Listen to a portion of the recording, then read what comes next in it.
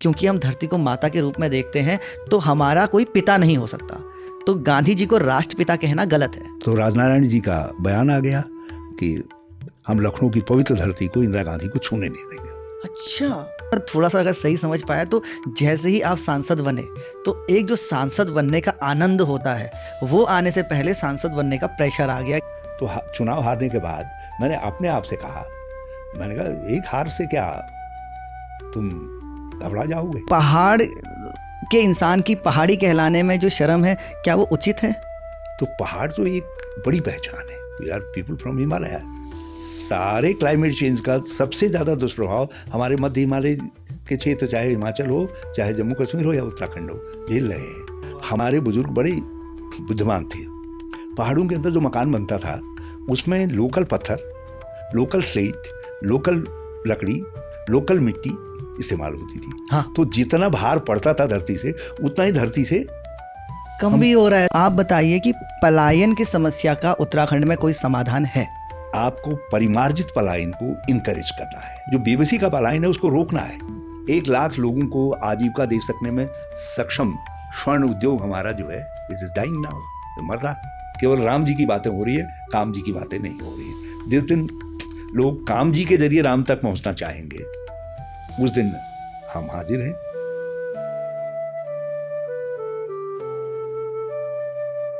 बाबा, आज के जो हमारे गेस्ट हैं उन्होंने ब्लॉक प्रमुख बनने से अपनी पॉलिटिकल जर्नी शुरू करी। उसके बाद सिर्फ 32 की उम्र में वो सांसद बन गए अल्मोड़ा से, और उसके बाद वो एक बार और सांसद बने, उत्तराखंड के सीएम बने और बहुत ही अनुभवी जीवन जिया उन्होंने। काफ़ी उतार चढ़ाव ज़िंदगी में देखे। तो आज जब मैं इनके साथ बैठा हूँ तो मैंने ये सोचा है कि इनके पॉलिटिकल अनुभव से भी ज़्यादा इनके जीवन के अनुभव, वो जो उन्होंने महसूस किया, उस सबको हम आप अपने सामने और आपके सामने लाने की कोशिश करेंगे। तो आप भी जितना एक्साइटेड मैं हूँ उतना हो जाइए और मेरे साथ वेलकम कीजिए आज के हमारे अमेजिंग गेस्ट का हरीश रावत जी। बहुत अच्छा, आपका नाम ही आपने बाबा रखा है। तो सबके घर द्वार का बड़ा प्यारा संबोधन है।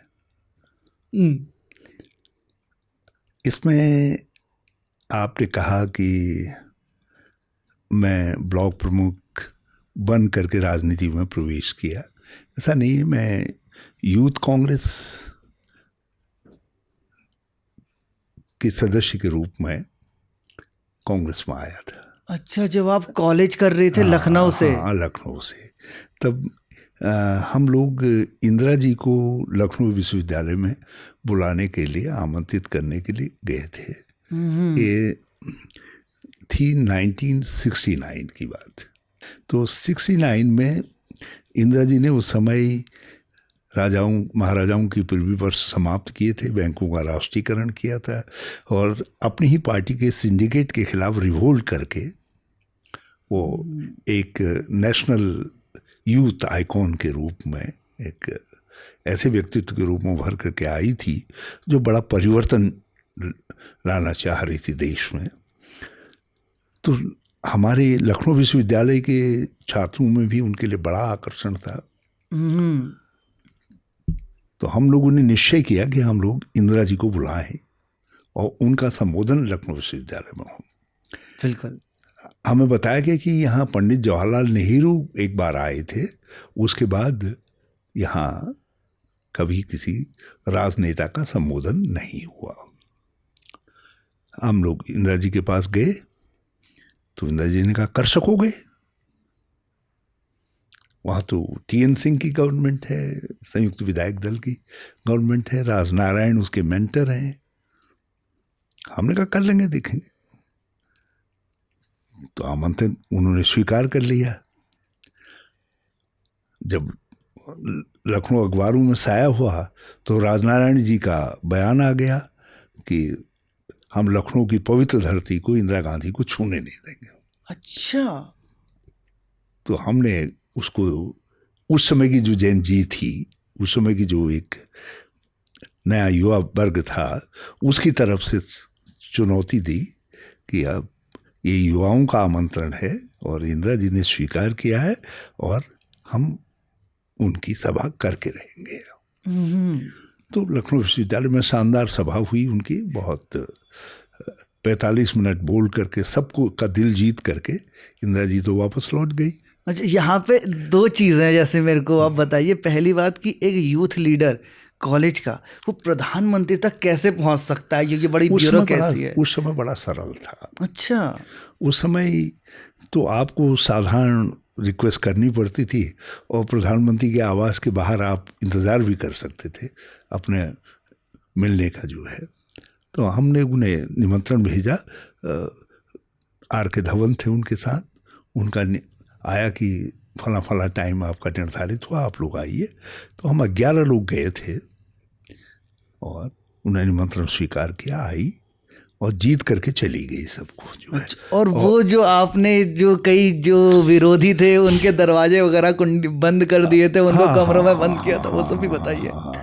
नहीं, समाजवादी योजन सभा थी समाजवादियों की सब यूनिट, और उधर कांग्रेस ओ कहलाती थी, उसके लोग भी थे, विद्यार्थी परिषद के लोग थे, ये सब लोग विरोध कर रहे थे। तो हाँ, हमारे हॉस्टल्स में पहले दिन ही इन्होंने कुछ अपने लोग भेज दिए। तो जो लोग पहले दिन भेजे तो हमने कहा भाई इनको कैसे डील किया जाए। तो सुबह ही जो है वो जहाँ जहाँ जिन कमरों में थे उनके बाहर जो है ताले चढ़ दिए गए और वो तो कमरों में कैद हो गए। कुछ इनके जो बड़े नेता थे वो आए, जिसमें जनेश्वर मिश्रा जी, राजनारायण जी, ये सब लोग थे। हमने बड़े बड़े पन्नियाँ, बोरों की पन्नियाँ का वो बना रखे रखते, कार्ड बना करके उसको उनके घेरे में ले लिया उनको है? तो उनको उसके घेरे से बाहर निकलने ही नहीं दिया। तो ऐसे 10-12 लीडर जब कंटेंड हो गए तो ये सब पीछे हो रहा था। अच्छा, बोरों के अंदर उनको डाल दिया या क्या किया? मतलब लोगों में इंदिरा जी का नहीं, उसी में पन्नी में, वो तो गुदगुदे लोग थे ना, उनको जरा गुदगुदा दो, तो मोटे लोग थे तो उनको बड़े टैक्टफुली हमने कंटेन किया हमारे साथियों ने जो है। और इंदिरा जी का इतना आकर्षण था कि ये सब हल्ले गुल्ले की तरफ बच्चों का को ध्यान ही नहीं था। लोग तो मंत्रमुग्ध भाव से, नौजवान भी, और पब्लिक बहुत बड़ी संख्या में आ गई थी। सारा लखनऊ विश्वविद्यालय जो है, जो जर्नल उधर हॉस्टल के परकोटे तक में लोग चढ़ गए थे इंदिरा गांधी जी को देखने के लिए जो है, पेड़ों में चढ़ गए थे इंदिरा गांधी को देखने के लिए। तो अद्भुत दृश्य था। तो उस दृश्य में ये लोग खुद ही खोजे से गए और बाकी काम हमारे दोस्तों ने कर लिया उनको राउंड अप करने के लिए जो है। तो उसके बाद फिर हमने योग कांग्रेस में विधिवत हम लोग सम्मिलित हो गए, मैं और हमारे सब साथी जो है। वो आपके लिए एक बड़ी सक्सेस थी शुरुआत में। 1969 में मैंने कांग्रेस, और 71 में मैं ब्लॉक प्रमुख बना था। और आपने यहाँ पे गांधी जी की एक बड़ी सी तस्वीर भी लगा रखी है। तो जब जैसी ये तस्वीर मेरी नज़रों के सामने आई, मेरे को एक वो रील याद आ गई।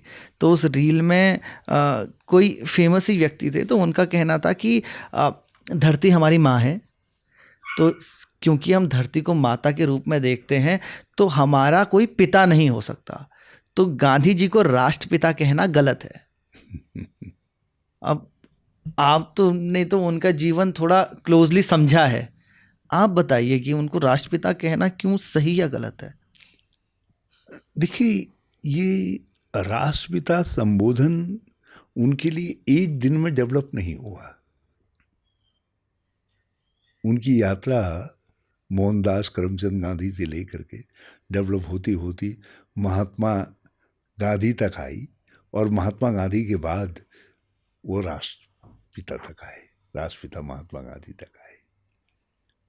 तो आप उनकी पूरी जीवन यात्रा के पथ को देखिए, कितना कठिन जीवन पथ रहा है उनका, फ्रॉम वेयर ही स्टार्टेड, और कहाँ आकर के वो देश को, हमको, आप सबको लेकर के आए, और अंत में किस तरीके से इस देश से चले गए। कितना महान व्यक्ति होगा जिसने अपना जीवन समर्पित कर दिया देश की आज़ादी के लिए।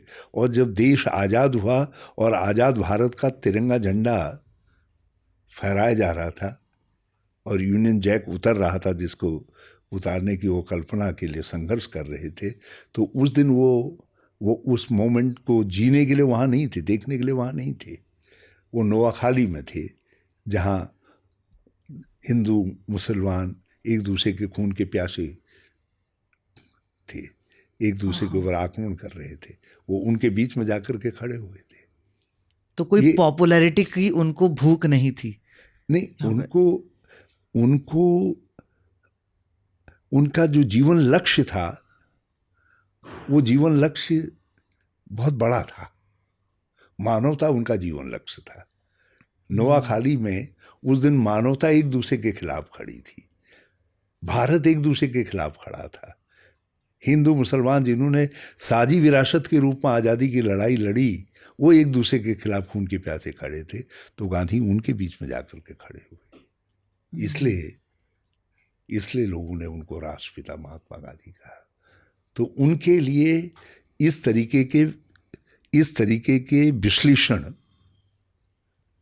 इस तरीके की तार्किकता जिसका आपने अभी उल्लेख किया, वो उससे ऊपर थे। जिस तरीके से भगवान के लिए कोई तार्किकता लागू नहीं होती, भगवान एक एहसास है, एक भाव है। तो गांधी भी एक भाव है, राष्ट्रपिता भी एक भाव है। जब हम राष्ट्रपिता महात्मा गांधी कहते हैं तो ऐसा लगता है जैसे हमारा सर्वोच्च जीवन संघर्ष का एक संरक्षक का हम उद्बोध कर रहे हैं। जैसे हम भगवान का उद्बोधन करते हैं, हर हर महादेव कहते हैं। हाँ जी। तो हर हर महादेव का उद्बोधन करते वक्त जो आभास होता है, वही आभास जो है राष्ट्रपिता महात्मा गांधी की जय कहो तो वो उद्बोधन होता है कि ये एक व्यक्ति है जिस व्यक्ति ने हमको यहाँ तक हमको ला करके खड़ा किया, और आज वो हमारे बीच में नहीं है, मगर उसके बलिदान, त्याग, तपस्या, उसके संघर्ष की यादें हमारी शक्ति के रूप में हमारे साथ है, हमारे देश के साथ है। इसलिए हम उनको राष्ट्रपिता महात्मा गांधी कहते हैं। बिल्कुल। तो ये है ट्रांसमिशन। ये जैसे ये जो जिस पोजीशन पे में हम अभी गांधी जी की बात कर रहे हैं, बहुत पावर की पोजीशन है, और बड़ा मुश्किल है सोचना कि जब इंसान के पास इतनी ताकत होती है या आती है तो उसका हाव भाव, उसके जीवन, उसके विचार कितने बदलते हैं। तो ये एक बड़ी मेजर चीज़ थी जो मैं आपसे समझना चाह रहा था कि 27 की उम्र में, मतलब जिस उम्र में जो हमारी टीम है वो है, उस उम्र में जब ऐसे छोटे छोटे सपने हैं कि अच्छी गाड़ी होगी तो कितना मज़ा आएगा, बढ़िया फ़ोन आ जाएगा तो कितना, मतलब इस टाइप की कई सोच आज के युवा में दिखती है। आप उस टाइम पे इतनी बड़ी जिम्मेदारी वाले सांसद बन गए। ये फोन तो उस समय था ही नहीं है, जो पगलेट फोन है जो पागल बना रहा है लोगों को, जो है, तो ये तो था ही नहीं उस समय। सौभाग्यशाली इसलिए इसके प्रेम में पागल होते नहीं होते वो तो कह नहीं सकते। देखिए, हम लोग एक तो जिस बैकग्राउंड से मैं आया, और उस बैकग्राउंड के बाद यदि आपको कोई जिम्मेदारी की पोजीशन मिलती है, कुछ करने की पोजीशन मिलती है, जो पहला भाव आपके दिमाग में आता है वो ये आता है कि क्या आप, जो आप ही जैसे बहुत सारे लोग हैं, उनकी अपेक्षाओं को कैसे पूरा करोगे। बिल्कुल। एक बार अपना बैकग्राउंड बताइए कि क्या, जैसे नॉर्मली हम सोचते हैं कि पॉलिटिकल आदमी बड़े अमीर परिवार से आ रहा होगा, थोड़ा सा। नहीं, मैं ये तो नहीं कह सकता कि मैं बहुत गरीब। मेरे पिताजी ठेकेदारी करते थे, मेरे दादाजी ठेकेदार थे, और मेरे मामा लोग ठेकेदारी करते थे। तो ऐसा नहीं था। और मेरे पिताजी लोग 4 भाई थे, अलग हो गए थे, लेकिन और बल्कि 3-4 गांवों में हमारी ज़मीनें थी, आज भी हैं। अब आज वो खाते मेरे नाम पर खुलते हैं। लेकिन जिस समय मैं 16-17 साल का था, जब मेरे पिताजी की मौत हुई थी, वो कुछ समय से रुग्ण रह रहे थे। तो माँ को भी एहसास नहीं था कि इनके क्या है, हमारे पास क्या कितना है, नहीं है क्या है। और पिताजी की जब डेथ हुई, माँ को पहली चिंता ये हुई कि भाई इनका जो क्रिमेशन होगा, कफन इत्यादि आएगा, वो कौन लेने जाएगा। तो किसी को बुलाया गया। तो माँ पैसे लेने के लिए गई अंदर, पिताजी के वो देखा तो खाली। अच्छा, हाँ, मैं भी उस समय 16-17 साल का हो गया था। तो मैं भी माँ के पीछे पीछे गया। माँ ने अपना वो देखा तो उसको वो चूहे ने वो नोट कहीं से कुतर दिए जहाँ उसने अपने सामान रखे थे। तो पति मृत पड़े हैं, कफन और उनकी अंत्येष्टि का इंतज़ाम करना है। तो माँ मुझको लेकर के किसी घर में गई। माँ हमारा ही कोई घर होगा, वहाँ गई। तो उनसे कहा कि वही ऐसा ऐसा है, 200 रुपये का इंतज़ाम कर दो, दे दो, फिर हम कर हो जाएगा। तो उन्होंने कहा है ही नहीं। वो 5 रुपये निकाल करके लाए। तो माँ ने जिस समय वो 5 रुपये लिए तो उनकी आंखों से जो आंसू टपक रहे थे वो मुझको हमेशा याद रहे, आज भी याद है। और तब तक मामा जी थे हमारे, वो उनको एहसास था पिताजी की आर्थिक स्थिति का, क्योंकि उनके बराबर के थे। तो वो उन्होंने जो है घी इत्यादि और सब चीज़ें भेज दिया था। और साथ ही साथ जो कफन लेने के लिए कौन जाएगा उसके साथ चले जाओ, शॉल वॉल सब लेकर के सब वो कर दिया था। तो बाहर निकलते ही जिस समय माँ के वो आंसू ढलके थे तो उसी समय उनके मायके से मामा का संदेश लेकर के आदमी आ गया था कि जाओ व्यवस्था करो करके। उनको ये एहसास था कि ऐसा है करके, ऐसा हो सकता है करके। तो वो चीज़ मुझको याद रहती है संघर्ष की जीवन की। फिर कैसे वहाँ से माँ ने हमको उबार करके किया, पढ़ाया, 3 भाई थे तो कैसे आगे बढ़े, तो वो सब चीज़ें हमेशा दिमाग में रहती है। इसलिए मुश्किल रहा होगा। इसलिए जब मुझे अवसर मिला, कभी भी मुझे अवसर मिला, तो मैंने महिला के रूप में अपनी माँ को देखा, उसके संघर्ष को देखा। तो महिलाओं के लिए क्या किया जा सकता है, मैं उस संघर्ष से प्रेरणा लेने का काम करता था। तो आदमी की बैकग्राउंड हमेशा, जो आपने मुझसे सवाल किया कि अधिकार या भावना, ये तो तब आती है जब आप एफ्लुएंस के साथ आते हैं, जब आपने कुछ संघर्ष के पल देखे होते हैं तो वो पल आपको बात करके रखते हैं। तो मुझको अपने प्रारंभिक काल में उन पलों ने बात करके रखा।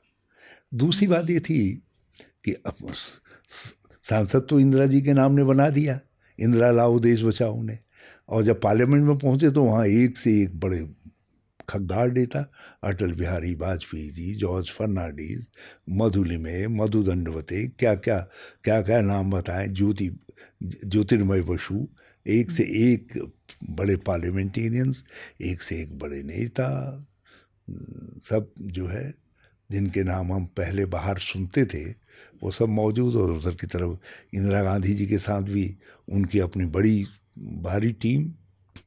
तो हमें एहसास हुआ पहले सेशन में ही कि यदि हरीश तुमको इस महफिल का हिस्सा बनना है तो कुछ एक्स्ट्रा ऑर्डिनरी मेहनत करनी पड़ेगी। अच्छा, यहाँ पे अगर मैं थोड़ा सा अगर सही समझ पाया तो जैसे ही आप सांसद बने तो एक जो सांसद बनने का आनंद होता है वो आने से पहले सांसद बनने का प्रेशर आ गया कि अब जिन लोगों के बीच आपने अपनी बिल्कुल आपने पहचान बनानी है कि एक प्रेशर तो यह आया कि उन अपेक्षाओं को, जिनमें मेरी माँ की अपेक्षा भी जुड़ी हुई है, मैं कैसे पूरा करूँगा। दूसरा यह आया कि जहाँ मैं आ गया हूँ मैं वहाँ के लायक तो हूँ ही नहीं, तो मैं कम से कम उस लायक तो अपने को बनाऊँ अब। ये क्यों लगता था कि आप लायक नहीं हो? लोकतंत्र ने तो मुझको सर्टिफिकेट दे दिया, लोकतंत्र के हिसाब से तो लायक था, ठीक मैं है, भारत का नागरिक था, बालिग था, हैं? इलेक्शन जीत के आए हैं आप। और इलेक्शन जीत करके आ गया था, सर्टिफिकेट मेरे हाथ में आ गया था, शपथ मैंने ले ली थी सांसद के रूप में।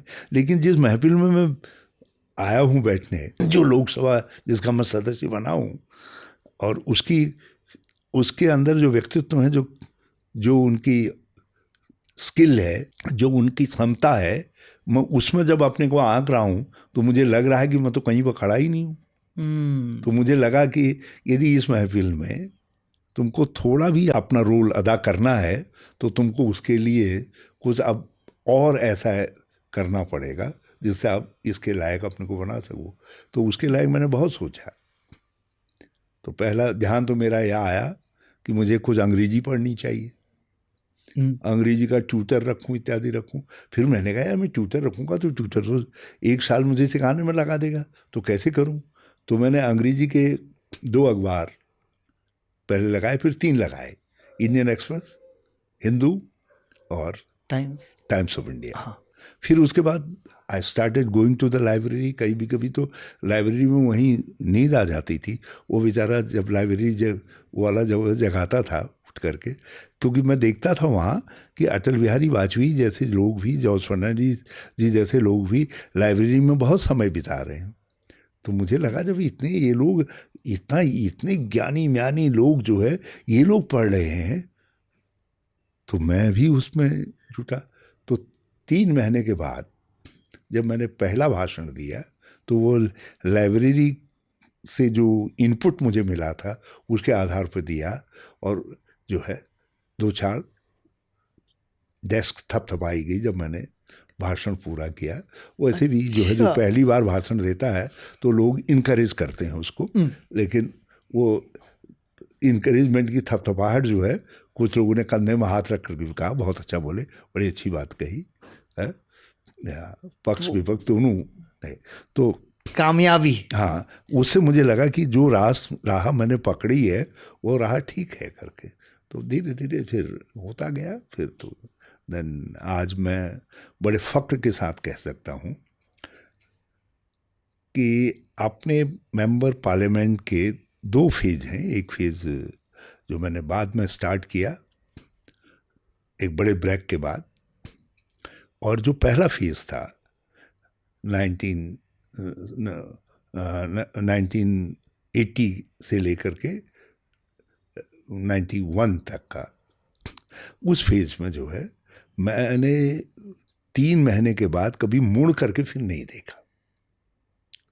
फिर मैं पार्लियामेंट के प्रोसीडिंग्स आदि में उनमें मैंने अपने को बहुत इन्वॉल्व कर दिया। मैं उसमें फिर उसका एक हिस्सा बन गया। और मैंने कोशिश की कि प्रतिदिन अल्मोड़ा शब्द पार्लियामेंट की प्रोसीडिंग में जरूर आ जाए लिख करके, अच्छी, as my gratitude to the Almora people कि तुमने मुझे अपना सांसद बनाया, तो कम से कम वो लिखा जाए। दूसरा, मैं कोशिश करता था कि कम से कम दूसरे तीसरे दिन एक बार मैं उत्तराखंड के उस समय 8 जिले होते थे पहाड़ों के, तो कम से कम कुछ न कुछ पहाड़ के लिए जरूर गया था। बिल्कुल, but it is also said कि it is lonely at the top. आप जिस बड़ी पोजीशन में पहुंच जाओ वहाँ पे बड़ा अकेलापन होता है। इट इज़ लाइक सेइंग जो कई सेंचुरी से चल रही है। आप टॉप पे गए, क्या आपने महसूस किया it is lonely at the top? कभी नहीं महसूस किया, और सबसे बड़ी बात यह आज भी महसूस नहीं करता हूँ। कारण यह है, जब आप अपने को दूसरों में समाहित कर देते हैं, उनके साथ जोड़ देते हैं, उन जैसे हो जाते हैं, तो फिर कभी आप अकेलापन महसूस नहीं करते। जैसे पानी उसी बर्तन का हो जाता है जिसमें रख दो। तो हम जहाँ पर हैं जिस रूप में हैं, अब यहाँ आपके आने से पहले मैं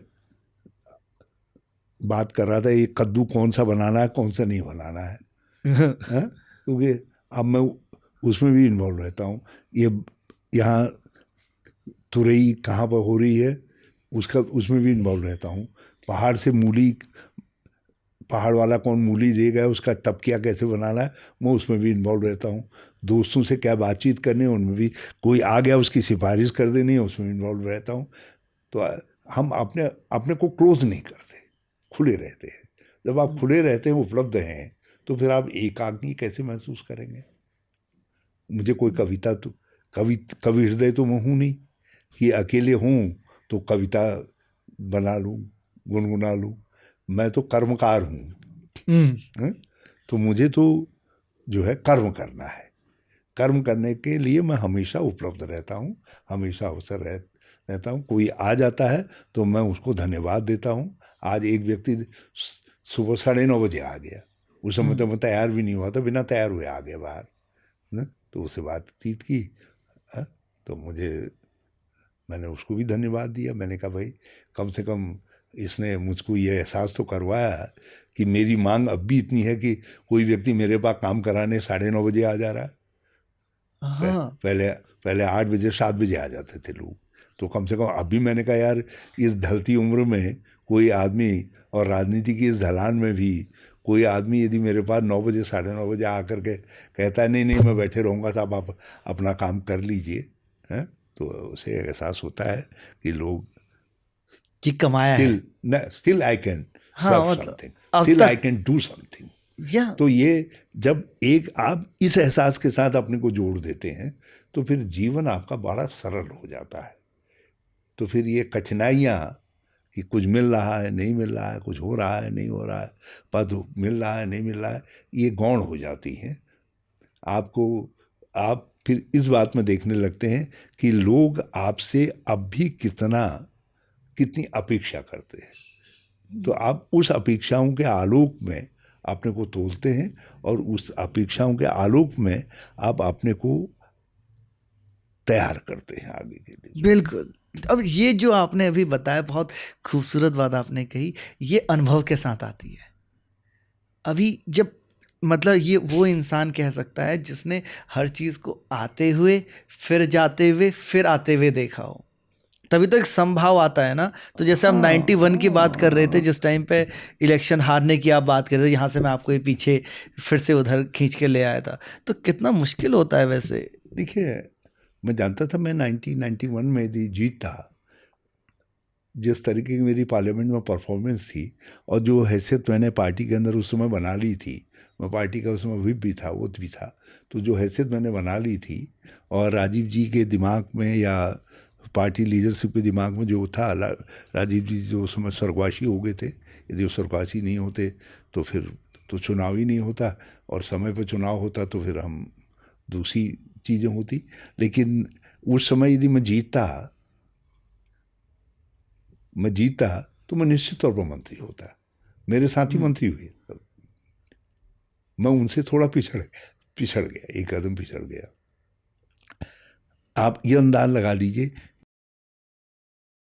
जिस दूरी को हमारे साथियों ने 2004 में कवर कर लिया, जहाँ पर 2004 में मेरे कई सहयोगी पहुँच गए, तो वहाँ पहुँचने के लिए मुझे 2014 का 12 का इंतज़ार करना पड़ा।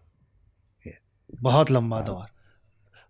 अब ये लगाइए, राजेश पायलट जी और मैंने एक साथ पार्लियामेंट के अंदर प्रवेश किया। बल्कि जब हम अपना पार्टी ने जब हमें चयन किया था, तो उसके लिए जो पार्टी का ऑथराइजेशन लेटर था, बी फॉर्म, वो लेने के लिए दोनों साथ ही गए थे। हाँ, और ये राजेश जी जो है नक्शे में देख रहे थे कि भरतपुर जाने के लिए रास्ता कौन सा होगा। ये अपने स्कूटर में आए थे, मैं टेम्पो में आया था। तो चेतक रहा होगा ना उस टाइम पे। उन्हें मेरी तरफ देखा, मैंने उनकी तरफ देखा, तो हमको लगा है दिल से दिल मिला, जैसे वो भी मुझे कॉमनर जैसे लगे, अदरवाइज यूज पायलट, और मैं एक साधारण पढ़ा, मैं बीए पास। तो लेकिन होता है एक, मुझे लगा यार इसमें भी एक कॉमन मैनशिप है, तो उसमें भी ऐसा लगा।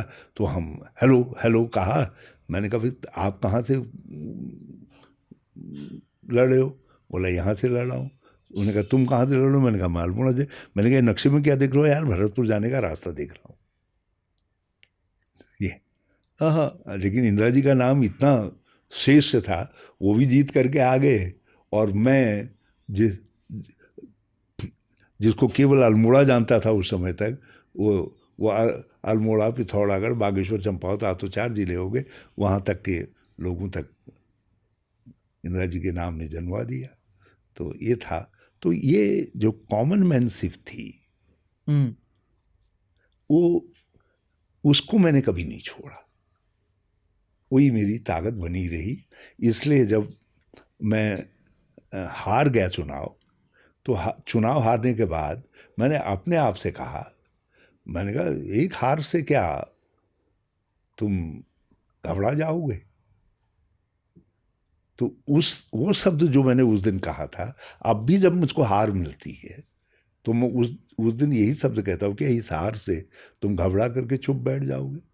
और मैं इसीलिए जिस समय हार का समाचार आता है, उसी समय से दूसरी बार की लड़ाई के लिए तैयारी प्रारंभ कर देता हूँ। भले ही दूसरी बार भी हार रहा हूँ, लेकिन कोई हार ने कभी मेरा मनोबल नहीं तोड़ा।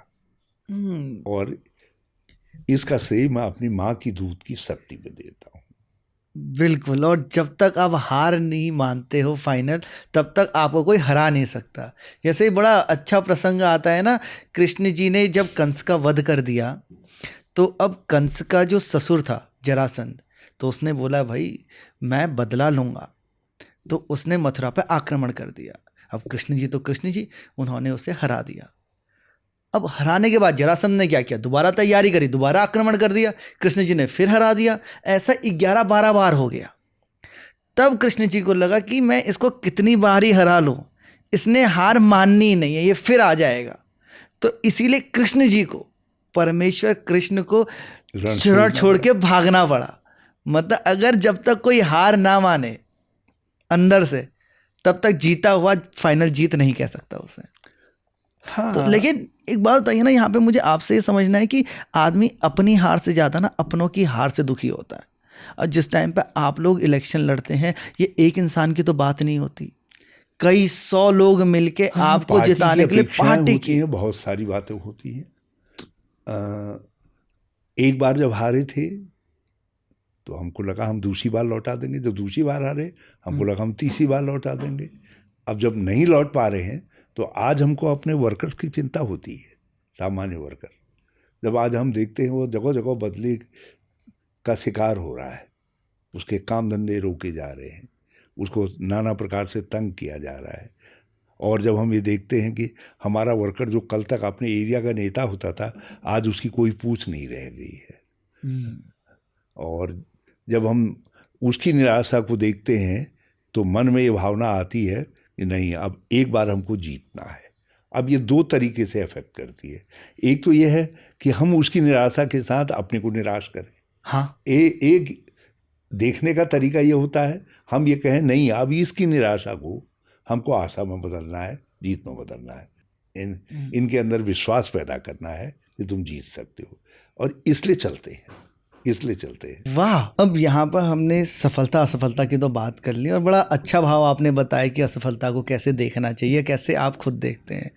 वहाँ से एक दूसरी चीज़ जो मुझे उत्तराखंड की शुरुआत में, जो कहीं ना कहीं मैं शायद अपनी ही बात कर रहा हूँ इसमें, कि जहाँ से किसी को बिहार से अगर कोई बात हो ना कि यार मैं, कोई कह रहा है कि मैं बिहार से हूँ, तो सब उसको बिहारी भैया देखने लग जाते हैं, तो बड़ा वो अपमान सूचक महसूस करने लग जाता है।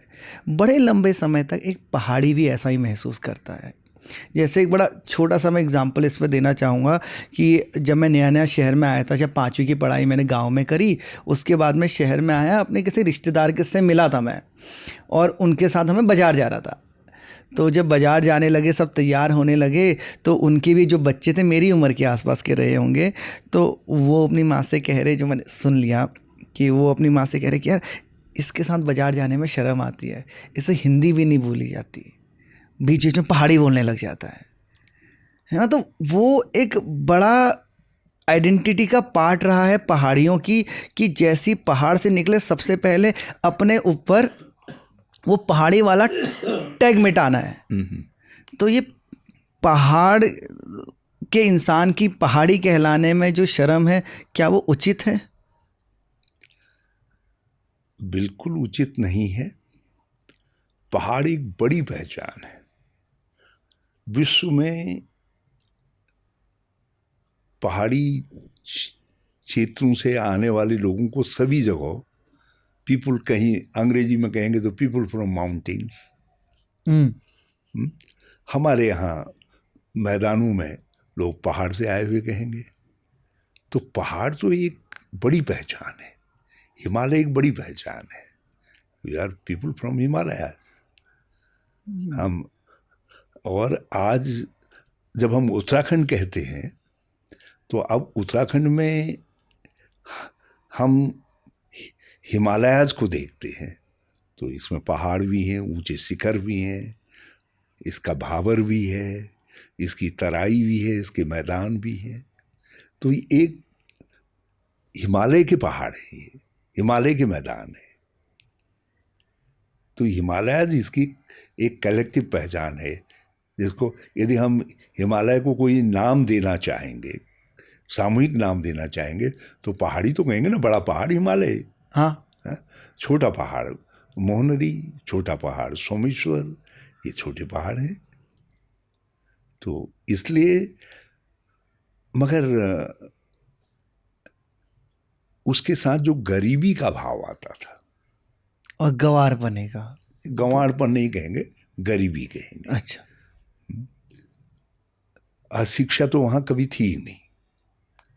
लोगों ने वैसे भी वो वेद पाठियों और वेद मुनियों की धरती रही है, तो शिक्षा वहाँ पहले भी थी, लेकिन गरीबी थी, साधन नहीं थे अनाज करने उत्पादन के, दूसरी चीज़ों के जो है। तो साधनों के अभाव में जो गरीबी थी, तो वो हमको गरीब पहाड़ी बनाती थी। तो हम गरीब पहाड़ी नहीं रहना चाहते थे, हम एक अच्छे पहाड़ बनना चाहते थे, पहाड़ी बनना चाहते थे। इसलिए हमने राज्य की बात करी, उत्तराखंड की बात कही, और उसको हमने सामूहिक नाम दे दिया।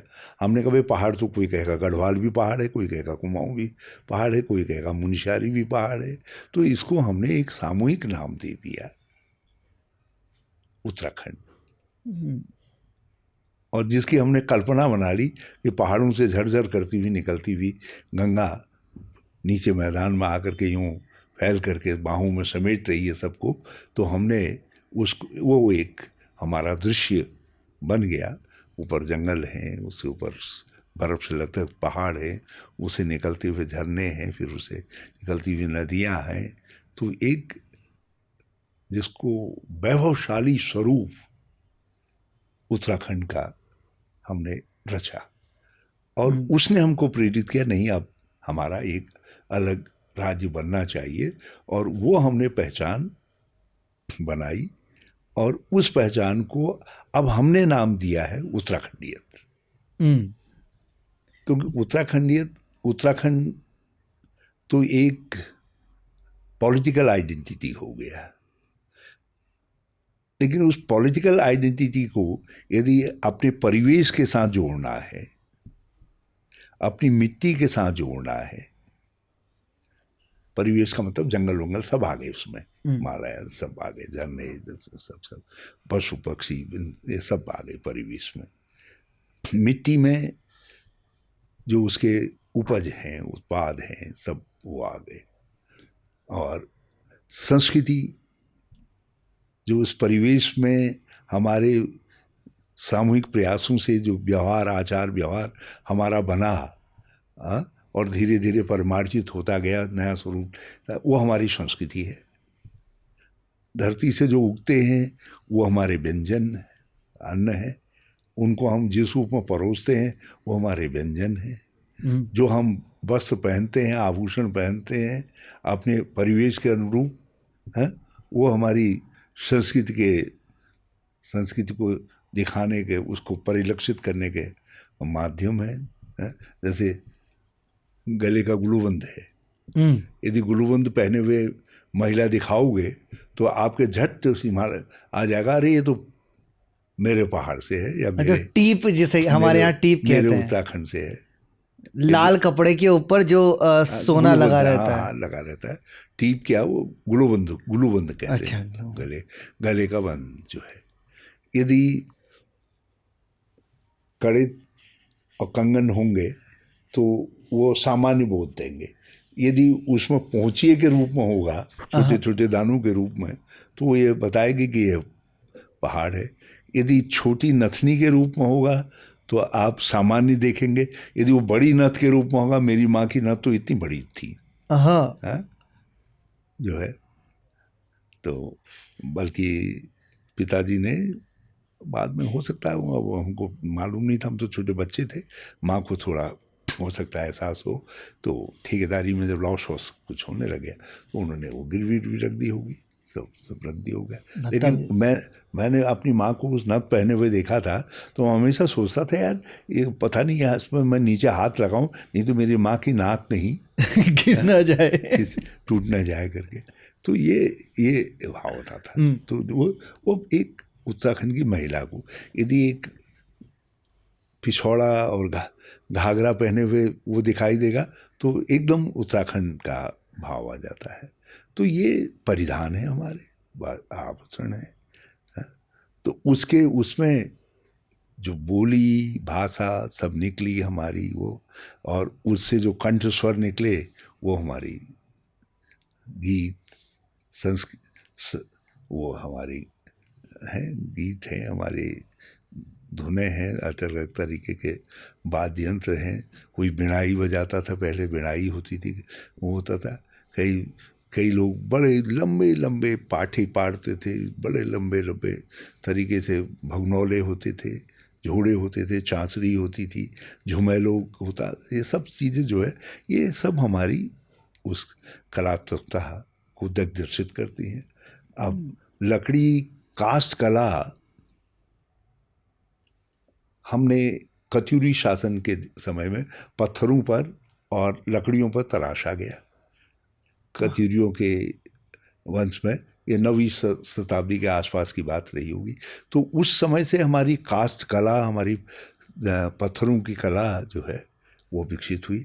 आज हमारे मंदिर देखेंगे, उस समय के बने हुए मंदिर जो है, जब आधुनिक दीवारें मंदिर वो टूट जा रही हैं, तो उस समय के मंदिर नहीं टूटते हैं। इतना बड़ा जलजला आया केदारनाथ का, लेकिन केदारनाथ के मंदिर को कुछ नहीं हुआ। तो ये हमारी जो स्थापत्य कला है वो मंदिरों की, ये पत्थर कास्ट कला ये सब वो है। तो ये हमारी धरोहर है, ये हमारी धरोहर है। तो उसका नीचे आते आते कुछ परिमार्जन हो जाता है, वो परिमार्जित स्वरूप में दिखाई देती है। जैसे पहाड़ में धुली हुई मांस की दाल नहीं खाएंगे, वैसी खड़ी मांस की दाल खाएंगे। जब मैदान में आते हैं तो धुली हुई मांस की दाल खाते हैं। वो यहाँ बुरा भात दाल घी, यहाँ वो है, वहाँ भात के साथ फाणू, या जिसको चुरकानी भटवाणी कुछ भी कहते थे हम, डुबके। हाँ, भट हमारी दाल होगी, भटके डुबके, भटके चुरकानी, भट्टा जाओ, सब ये सब जो है। तो ये व्यंजन है हमारे, सब धीरे धीरे जो है सब इनको, तो ये है, ये नाम हमने दिया। तो इसलिए पहाड़ी एक सामान्य बोध है, और सारी दुनिया के अंदर एक बड़ा हिस्सा पहाड़ियों का है। मगर मैदान के लोग पहाड़ों को हमेशा असत की निगाह से देखते रहे हैं। तो इसलिए वो जब आप नीचे आते थे, वो चाहे यूरोप में आ रहे हो नीचे, चाहे अमेरिका में आ रहे हो, लोग कहेंगे यार पहाड़ के लोग आ गए, पहाड़ी लोग ये। तो इसलिए इस संबोधन में किसी तरीके की हीनता की भावना नहीं आनी चाहिए। लेकिन आपने ठीक कहा, जिस रूप में लोग कहते थे उसमें जरा सा भाव आता था। लोग कहते थे यार वहाँ से नौकर ले आना, लोग कहते थे होटलों में काम करने वाले, ए पहाड़ी लड़के इधर आ, चाहे वो यहाँ का हो या नेपाल का हो। तो उस समय जरा सा मन कहीं कचटता था जो है, बिल्कुल। हाँ, लेकिन वो हमारे जीवन संघर्ष का हिस्सा है। तो जीवन संघर्ष के हिस्से में कभी आप ज़रा कमज़ोर थे, नीचे थे, तो इससे आप में हीनता की भावना नहीं आनी चाहिए, बल्कि आपको आपके अंदर एक अभिमान की भावना आनी चाहिए कि आपने उस भावना को अपने ऊपर हावी नहीं होने दिया और आपने अपने लिए पहचान बनाने की कोशिश की। आज उत्तराखंडियत हमारी पहचान है। बिल्कुल, मुझे लगता है ये जैसे मैं जब बता रहा हूँ वो हीन भावना वाली बात, तब मैं 5वीं छठी में रहा था, है ना। तो मेरे को लगता है कि ये जो सारी हीन भावना आती है ये तब ज़्यादा आती है जब आपको अपने कल्चर का पता नहीं होता। साहब ने कितनी खूबसूरती से हमारा कल्चर बताया कि किसी पहाड़ी औरत है उसको कैसे पहचानेंगे, कितनी खूबसूरती से, क्या क्या परिवेश है हमारा, हमारी नक्काशी, हम हिमालय के बच्चे हैं। तो ये सब चीज़ों का जब हमें ज्ञान नहीं होता ना, तब हम कूल दिखने के लिए जो शहरीकरण है कि शहर का बोलबाल, शहर का जीने का तरीका, वो जल्दी पकड़ने की कोशिश करते हैं। देखिए, संघर्ष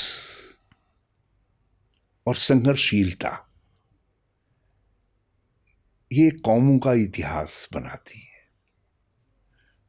हम उन लोगों के बच्चे हैं जो इन पहाड़ों में आए, कितनी कठिन। आज तो सड़कें हैं, आज सड़कें हैं, बिजली है, पानी है, स्कूल हैं, कॉलेजेस हैं, सब कुछ है।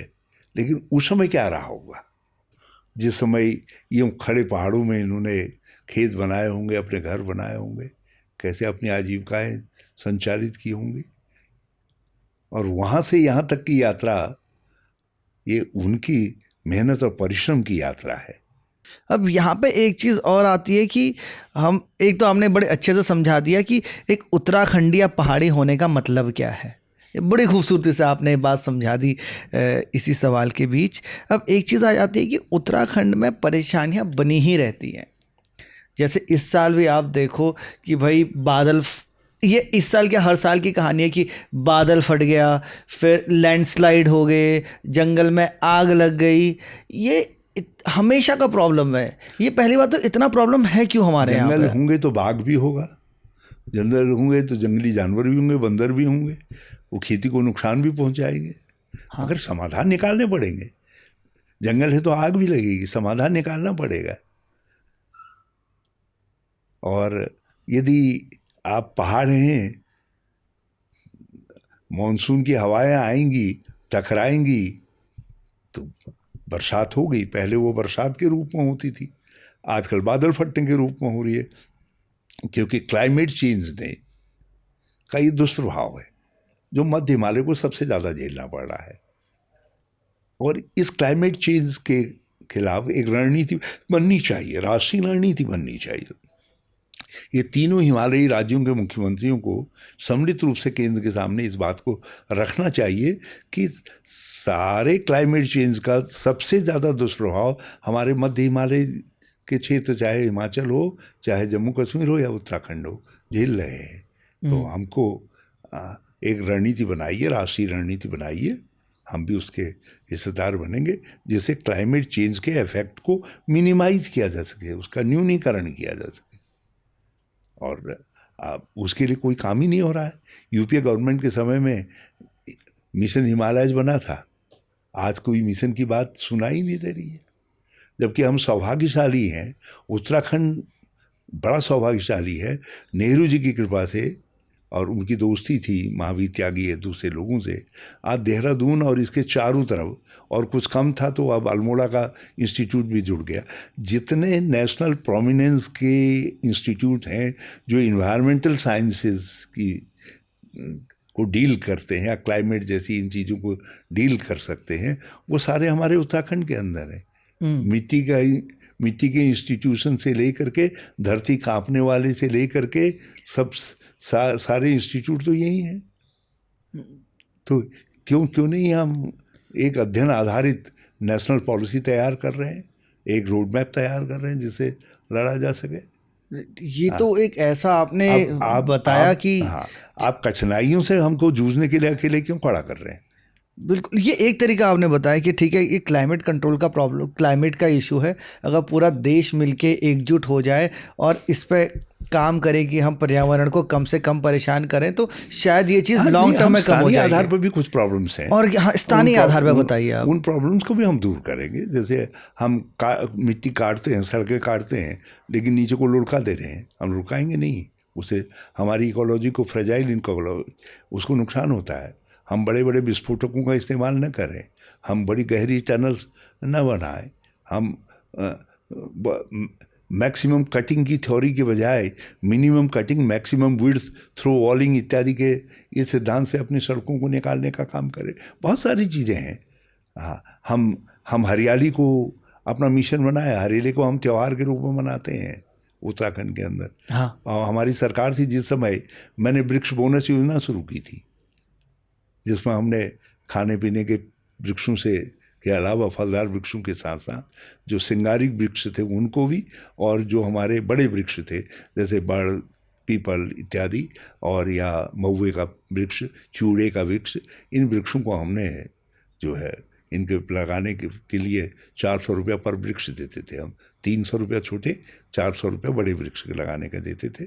और 3 साल तक आप रक्षा करके देंगे तो आपके नाम पर हम जिस दिन लगाते थे उसी दिन एफडी बना देते थे, और वो एफडी आपके काम आती थी। 5 साल बाद आप उस एफडी को खोलते थे, अच्छा खासा पैसा मिल जाता था लोगों को, और दूसरी तरफ उनको हरे वृक्ष मिल जाते थे। तो ग्रीन उत्तराखंड के मिशन के लिए हमने ये स्टार्ट किया था जब हमारी गवर्नमेंट थी। आज वो बंद हो गया है, इस सरकार ने उस योजना को एबेंडन कर दिया, उसको छोड़ दिया है। तो ये चीज़ें हैं। तो हम, और एक इलीगल कंस्ट्रक्शन की, जहाँ पे जो बरसाती नदी है उसका रास्ता देना चाहिए, वहाँ पे उन्होंने परमिशन दे दी। रास्ते को घेरेंगे तो गधेरा तो कभी कभी आएगा ही आएगा ना। तो उसी तरीके से नदी के लिए कहा जाता है कि 12 साल बाद ही हो नदी वापस आती है अपने कोर्स में। तो हम नदी के किनारे बसेंगे तो हम इनवाइट कर रहे हैं, अब इसको भी रोकना है, लेकिन लोग बसें कहाँ, उसका समाधान निकालना है। हम अंधी दौड़ में हैं शहरीकरण के। अब उसमें नैनीताल में इतना भार बढ़ गया है, मुझे खतरा लग रहा है किसी दिन नैनीताल खिसक करके ताल में ना आ जाए। जहाँ कि वहाँ पे भी तो होटल वगैरह, जोशीमठ में देख चुके हैं, वहाँ पे तो जमीन ही पूरी धंस गई थी ना। नैनीताल इस खतरे की जोन में है, अल्मोड़ा में धसाव हो रहा है। तो ये बहुत सारी चीज़ें हैं जिनको हमको समझना पड़ेगा।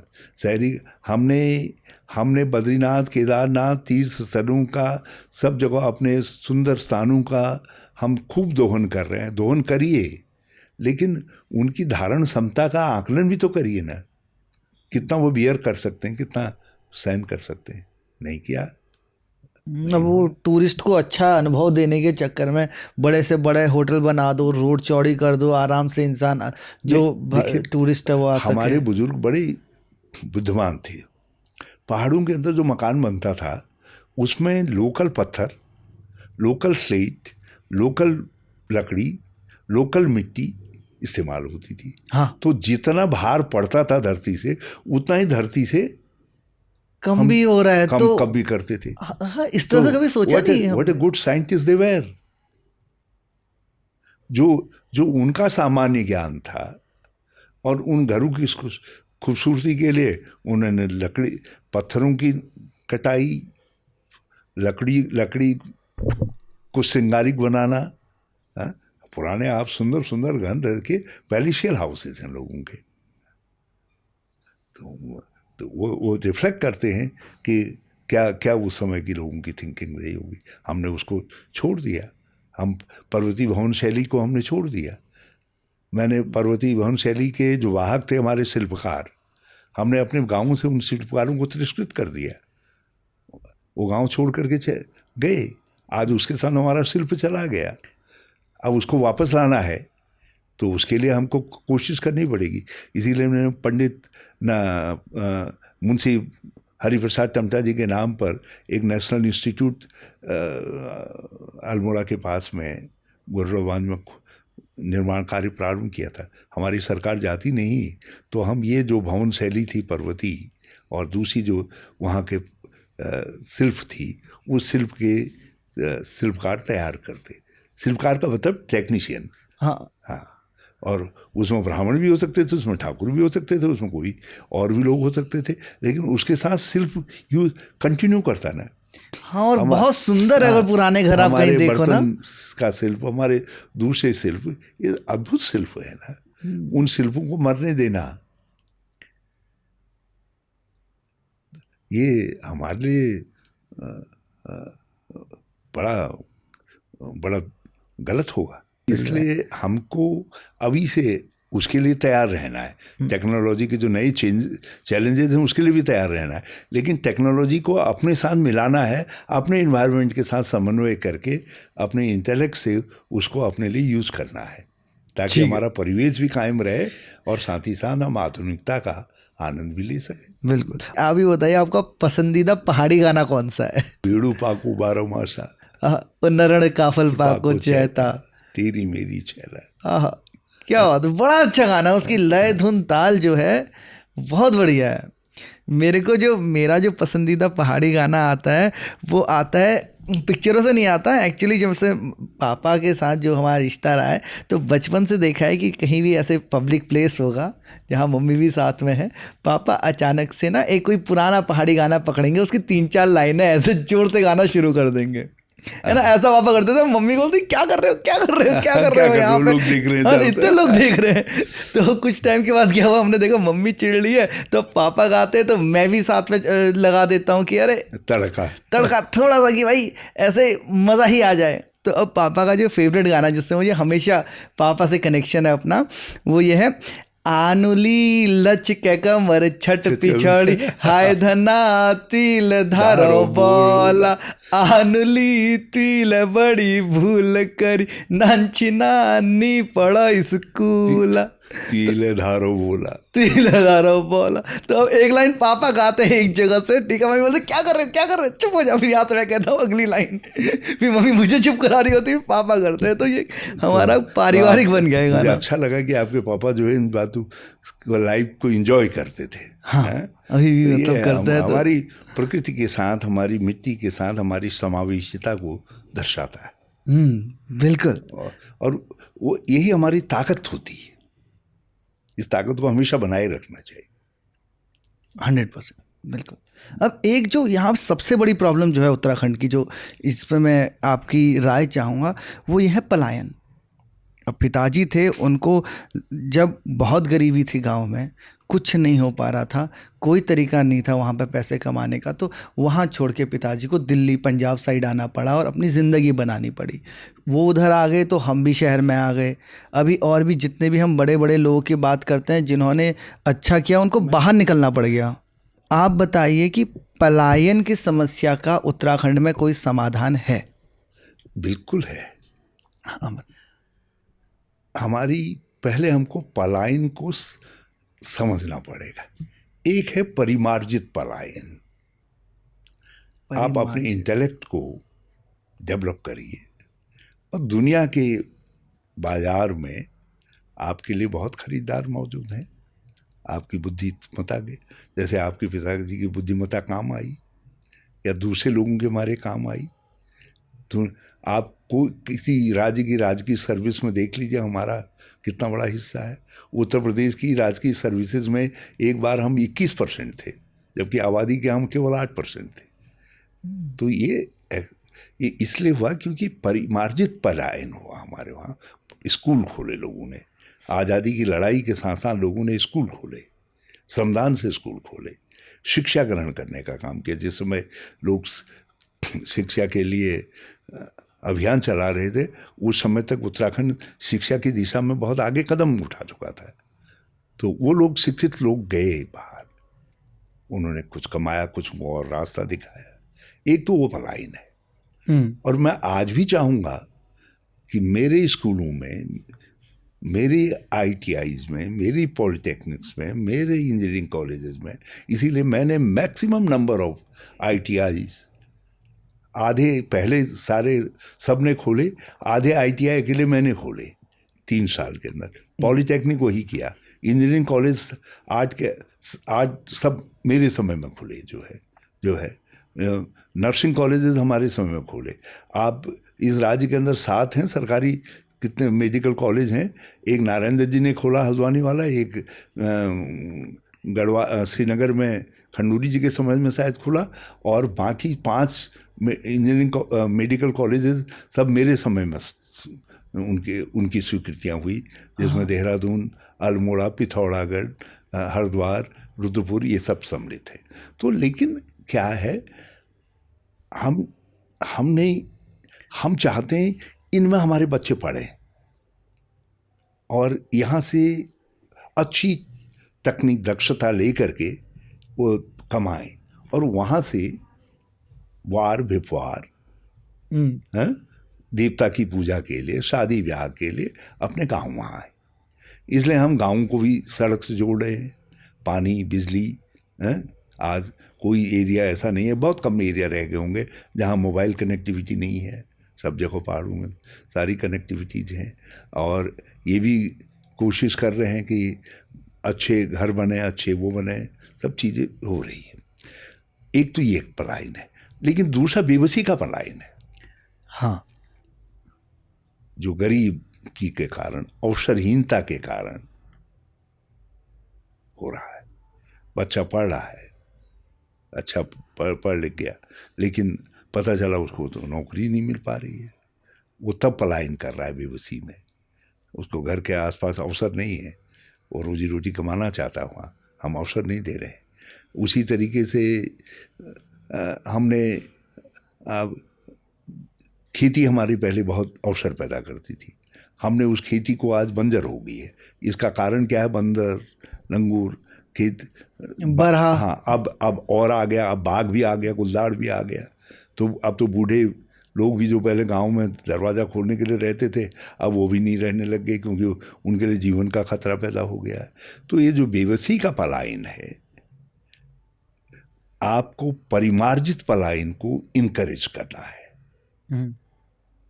इस स्तर तक इनकरेज करना है। आपकी राज्य की आवश्यकता के बाद जो है आपका बुद्धिमान व्यक्ति देश और दुनिया की सेवा कर सके, उसके लिए आप कार्य करिए। जैसे केरल की गवर्नमेंट प्रमोट करती है, हम भी प्रमोट करें। लेकिन दूसरी तरफ जो है, जो बेबसी का पलायन है, उसको रोकना है। उसके लिए आपको मैक्सिमम अवसर पैदा करने हैं, और वो वहीं करने हैं, उसी मिट्टी से करने हैं, उसी परिवेश से करने हैं, उसी वातावरण से करने हैं। कितनी अजीब सी बात है कि जिस राज्य के अंदर 70% हिस्से में जंगल हैं, दुनिया के सबसे घने और सुंदर जंगल हैं, जहाँ हिमालय जैसा वो है, वहाँ हम जंगलों से आजीविका हमारी लगभग शून्य हो रही है। हाँ, आमदनी भी शून्य हो रही है लगभग, और आजीविका भी शून्य हो रही है। हम उसको अपनी रोजी रोटी के साथ जोड़ ही नहीं पा रहे, तो जोड़ना पड़ेगा। क्या तरीका होगा इसका? वो है तरीका, उसके बहुत सारे तरीके। दूसरे जो है, आपको आज बहुत सारी चीज़ें हैं, जो ऐसी चीज़ें हैं जिनके उत्पादन के जरिए, अब जैसे नींबू है, ये येलो गोल्ड है। क्या? नींबू बड़ा वाला? अच्छा, बड़ा वाला नींबू, ठीक है। येलो गोल्ड है। आप उसको पैदा करिए बड़ी मात्रा में, उसको प्रोसेस करके उसके रस का, उसका जूस, उसको बेचिए। हर घर को आप प्रोसेसिंग हाउस में बदल सकते हैं। उसकी इतनी डिमांड होगी नींबू की, बड़े नींबू की? बहुत नींबू। मतलब अपने को तो बताइए, नींबू सान के खाने हैं। हमारी जो नारंगियाँ हैं, इनको बंदर और वो कम नुकसान पहुंचाते हैं। नींबू को तो बिल्कुल ही नुकसान नहीं पहुंचाते, कीवी को बिल्कुल नुकसान नहीं पहुंचाते। बहुत सारी चीज़ें हैं, बहुत सारी और भी ऐसे उत्पाद हैं जिनको ये चीज़ें नुकसान नहीं पहुंचाती हैं। और फिर आप अपने जंगलों के अंदर कुछ चीज़ें ऐसी पैदा करिए। आपने जंगलों की जो स्वाभाविकता थी, जिसमें जंगली जानवरों के लिए वहाँ चारा भी था, वहाँ फल भी थे, दूसरी चीज़ें भी थी, वो ख़त्म हो गई। धीरे धीरे जंगलों की स्वाभाविकता ख़त्म हो गई, ये फल इत्यादि ख़त्म हो गए, तो जंगली जानवर इत्यादि आप गांव में आने लग गए। तो आप उनके लिए वहीं खाने का इंतज़ाम करिए। आपकी नीतियाँ ऐसी होनी चाहिए, उन नीतियों के ज़रिए आप वहाँ लोगों के लिए बेहतर आजीविकाएं पैदा करने का काम कर सकते हैं। अब ये गेठी है, हाँ, ये पहले 2 रुपये किलो भी नहीं बिकती थी। मैंने ये गेठी खाना शुरू किया, इसका प्रचार शुरू किया, आज ये 100 रुपये किलो बिकती है। अच्छा। हाँ, अब ये अच्छी खासी आजीविका का लोगों के लिए माध्यम बन रही है। हाँ, इसी का एक एग्जाम्पल मैं अब आपको साथ में ऐड करना आजकल चाहूँगा। मैं कद्दू का प्रचार कर रहा हूँ। हाँ, आपकी ये वाली फलों वाली बात में एक चीज़ ऐड करना चाहूँगा कि पिछले साल हमारा परिवार हम लोग दुबई घूमने गए थे। तो दुबई के एक सुपरमार्ट में हम लोग कुछ खाने का देख रहे थे, तो हमें ना केले दिखाई दिए, बढ़िया ऐसे मोटे वाले केले, जैसे यहाँ पहाड़ी केले होते हैं। वो केला था फिलीपींस का, दुबई में। खा के देखा, एकदम वही हमारे पहाड़ी केले वाला स्वाद। हमने जितने दिन वहाँ रहे, हर दिन वहाँ से हमने केले खरीदे हैं और खाए हैं। तो जब फिलीपींस का वही स्वाद का केला उधर तक पहुंचाया जा सकता है, तो वही स्वाद तो हमारे पहाड़ी केले में भी है ना। तो वो भी अगर पहुंचाया जाए तो। परसों मैं देख रहा था, मेरे पास 3 प्रकार के केले थे। एक चौधरी साहब ने मेरी सब्जी के लिए भेजा था लक्ष्य से, ठीक, कच्चा वाला होगा। हाँ, और 2 केले आए थे, एक आया था भीमताल से और एक आया था ऊपर गढ़वाल से। और दोनों वो केले जो है, मैंने जब उनको खाने लगा तो किसी ने मुझसे बाद में वो किया, यार वो बाहर से देखने में बड़ा गंदा लग रहा था, क्योंकि वो काला काला हो जाता है। हाँ, पहाड़ी केला जल्दी काला हो जाता है, क्योंकि उसके बाहर उसके साथ इतना ज़्यादा उसमें कैल्शियम और आयरन होता है, तो वो हवा लगते ही वो काला हो जाता है। तो अंदर जो है, मैं उसको खाइए तो वो बड़ा स्वादिष्ट होता है। तो अब मैं तो उसके स्वाद को जानता था, मैं उसको दिखा रहा था, तो मेरे दोस्त का टेलीफोन आया, यार वो बड़ा काला काला लग रहा था यार, तुमने कैसे खा लिया? मैंने कहा, तुमने गुरु उसका अंदर का स्वाद नहीं देखा। बहुत सारी चीज़ें हैं हमारे पास, इतनी चीज़ें हैं स्थानीय उद्यमिता को प्रोत्साहित करने के लिए, हज़ारों हाथों के लिए आप काम पैदा कर सकते हैं। मुझे जो अवसर मिला छोटा सा मुख्यमंत्री के रूप में, आया तो था मैं आपदा के, क्योंकि उत्तराखंड में भीषण आपदा आई थी और सारा बर्बाद हो गया था, पूरा स्ट्रक्चर ढांचा, अर्थव्यवस्था चौपट हो गई थी, पर्यटन बिल्कुल ठप हो गया था, संचार व्यवस्था बिल्कुल ध्वस्त हो गई थी, और मतलब बेरोजगारी चरम पर, मतलब हर तरीके से राज्य पस्त हाल स्थिति में था। जब उस समय आया तो 1.5 साल तो मुझको ये सब चीज़ों को ठीक धर्रे पर लाने पर लग गया। हाँ। जब इससे थोड़ा सा समय निकाल करके जितना मैं समय बचा पाया, तो मैंने छोटी छोटी पहलें प्रारंभ की। जब मैंने 2014 में पहले बार मडुए की बात कही, तो मेरे लीडर अपोजिशन थे और रानीखेत में गुलाम नबी आज़ाद के सामने मैंने बात कही। उस समय वो पर्यटन मंत्री थे। तो जब मैंने मडुए की बात कही तो उन्हें मेरा मजाक बनाते हुए कहा कि लोग चाँद और मंगल में जा रहे हैं और हमारे मुख्यमंत्री हमको मडुए की तरफ लेकर के जा रहे हैं। अब आज मडुआ जो है, आप तो डोनाल्ड ट्रंप भी मडुए की बिस्कुट खाना पसंद कर रहे हैं। हाँ, क्योंकि वो मोटा होता है ना, उसका मोटा ही नहीं होता, न्यूट्रिशियस है, मोटे खाने में आ जाता है ना। तो अभी पाताजी वही खा रहे हैं। वो हमारी धरती में पैदा होता है ना, हमारी धरती का सबसे बड़ा गुण है।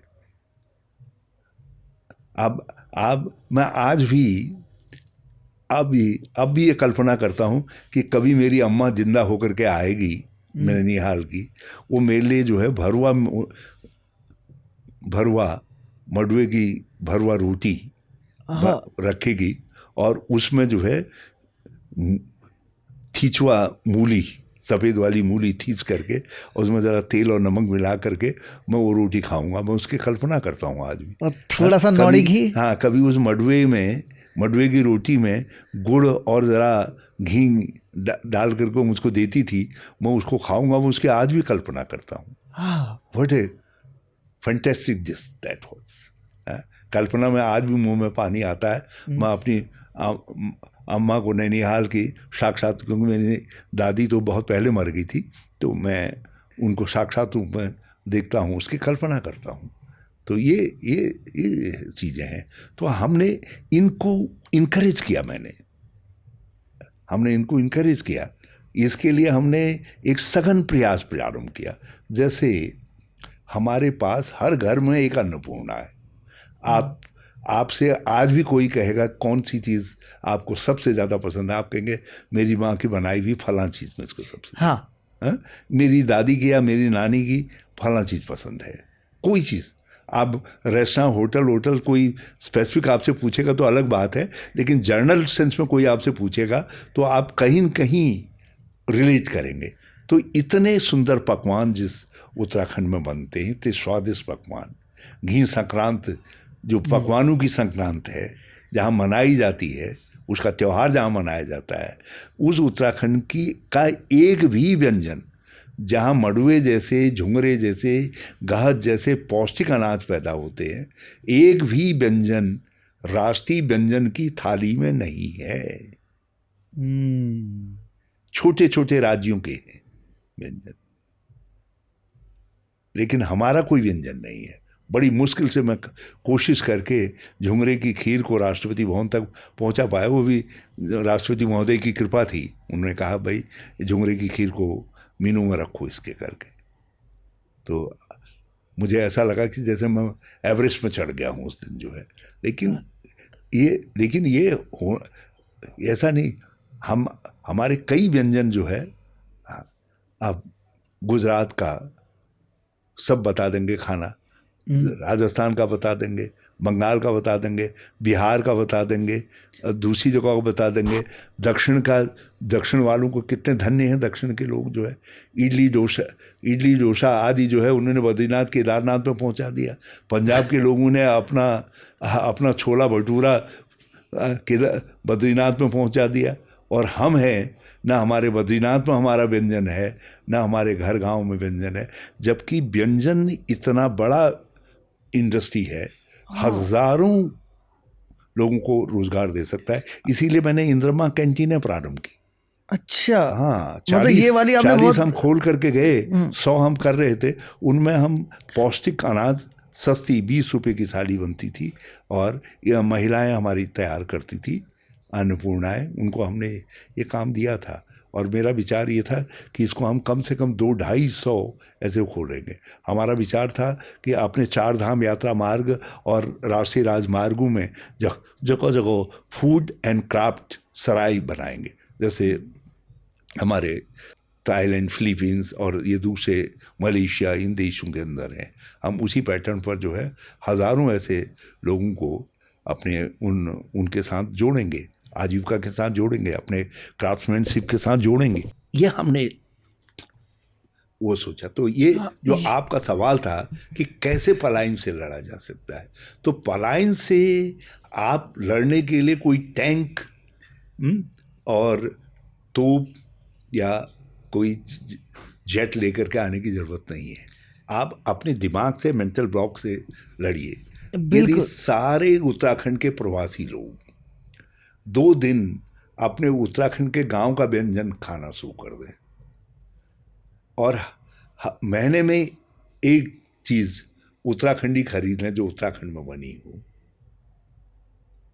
तो हजारों हाथों के लिए, लाखों हाथों के लिए काम निकल आएगा। बिल्कुल। ये और इतनी बढ़िया आपने वो चीज़ बोली कि जब कोई पहाड़ आ रहा है तो उसको ऑथेंटिक पहाड़ी खाना अगर सर्व किया जाए तो वो समझ पाएगा। बातचीत इतनी लंबी और उबाऊ हो जाएगी, मैंने इसलिए आपसे बहुत शॉर्टकट में ये बातें कही। हाँ। तो ऐसा नहीं है कि पहले इतनी ही है, हजारों हैं हमारे गीत संगीत, हमारे व्यंजन, हमारी आभूषण। ये अकेले स्वर्ण आभूषण कला हमारी इतनी समृद्ध है, ये तनिष्का इत्यादि सब फेल हो जाए हमारे यहाँ के सुनार के आगे जो है, तनिष्का की शोरूम जो है, और हमारा सोना भी ज़्यादा पीला है। हाँ, और लेकिन है क्या हमने उसको बंद कर दिया। आज क्या है, 1 लाख लोगों को आजीविका दे सकने में सक्षम स्वर्ण उद्योग हमारा जो है इट इज डाइंग नाउ, मर रहा। तो आपने अपनी चीजों को, अपनी हस्तकलाओं को तो मार दिया, तो उसकी तरफ फिर लाना, फिर जोड़ना है। सरकार का प्रयास होना चाहिए। जब आपने छोटा राज्य बनाया है तो आप इसको उत्तर प्रदेश की कॉपी नहीं बना सकते। आपने इसलिए नहीं बनाया है, आपने इसको बिहार का फोटोकॉपी बनाने के लिए नहीं बनाया है, आपको, आपने उत्तराखंड कहा है तो आपको उत्तराखंड के हिसाब से बनाना पड़ेगा, इस गाड़ी को बिल्कुल। ढालना पड़ेगा, पहले उसी हिसाब से ढालनी पड़ेगी, तभी आप पलायन का समाधान निकाल पाएंगे। और मैं आज भी कह रहा हूँ और बहुत विनम्रता से कह रहा हूँ, बड़ा ओछापन लगेगा जो शब्दों को मैं कह रहा हूँ, हम पता नहीं कहाँ होंगे लेकिन लोग हमको पूछेंगे, क्योंकि 2014 से 2016 तक जो पहले हमारी सरकार ने उस समय प्रारंभ की, उत्तराखंड के पलायन का वही समाधान है, रोजगार का वही समाधान है। आप सरकारी नौकरियां 85,000 में भर देंगे। दुनिया के जॉब बाजार में कंपटीशन है, आपके लोग कंपटीशन में टिक नहीं पा रहे हैं क्योंकि आपकी एजुकेशन सिस्टम आपने बहुत पुअर बना दिया है, बहुत कमज़ोर कर दिया है। आप ITI आज बंद हो रहे हैं, आपके राज्य में पॉलिटेक्निक बंद हो रहे हैं, तो आप कम्पिटिटिव होने की दिशा के लिए तो कोई काम ही नहीं कर रहे हैं, तो कम्पिटिटिवनेस आपसे खो रही है। तो ऐसे में जो है आपके पास एक ही रास्ता है कि आप अपने घर के अंदर उसका समाधान ढूंढिए, और वो समाधान हमारी सरकार ने ढूंढा था। करीब हमने इस तरीके की 3,000 से ज़्यादा छोटी बड़ी पहले प्रारंभ की थी, और उनके चारों तरफ ही हम इस राज्य के मॉडल को बिल्ड करने का काम कर रहे थे। जब तक आप उत्तराखंडियत के मॉडल पर राज्य को बिल्ड नहीं करेंगे, बल्कि मैंने एक किताब भी लिखी है उत्तराखंडियत, वो पार्ट 1 है। अच्छा। और पार्ट 2 भी मैं जल्दी निकालने की कोशिश कर रहा हूँ। पार्ट 3 तब निकालूंगा जब मुझे लगेगा कि अब मैं अपनी सोच की सरकार नहीं बना सकता, जब मैं बिल्कुल ही बूढ़ा वो हो जाऊंगा, तो उस समय में वो पार्ट 3 के कुछ लिख करके जाऊंगा कि कैसे एक मॉडर्न सक्षम उत्तराखंड बनाया जा सकता है, अपनी पुरानी गांव घर कि अपनी मिट्टी, अपनी धरती की सोच के साथ जो है वो उसमें लिखूंगा कैसे आप समावेश कर सकते हैं कि दुनिया की सबसे फास्टेस्ट मॉडर्न टेक्नोलॉजी के साथ किस तरीके से आप कदम ताल में ला सकते हैं, वो उस पर मैं लास्ट में लिखूंगा।